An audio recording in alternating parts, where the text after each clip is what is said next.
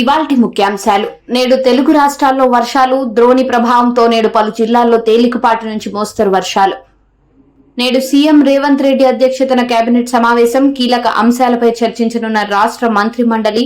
AP Telangana విభజన వివాదాలపై చర్చించనున్న cabinet. రుణమాఫీ, ధాన్యం కొనుగోళ్లపై చర్చించనున్న మంత్రి మండలి.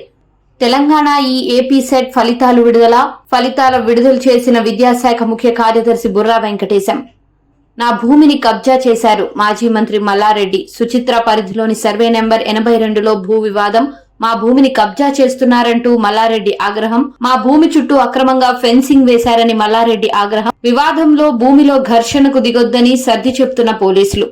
ఉచిత బస్సు ప్రయాణం గురించి మోదీ అలా మాట్లాడడం సరికాదు. మంత్రి పొన్నం. మహిళలు ఉచితంగా బస్సు ప్రయాణం చేయడాన్ని ప్రధానమంత్రి జీర్ణించుకోలేకపోతున్నారని వ్యాఖ్య. కొన్ని రాష్ట్రాలు అక్కడ ఉన్న పరిస్థితుల దృష్ట్యా ఉచిత బస్సు ప్రయాణం కల్పిస్తున్నాయని వెల్లడి.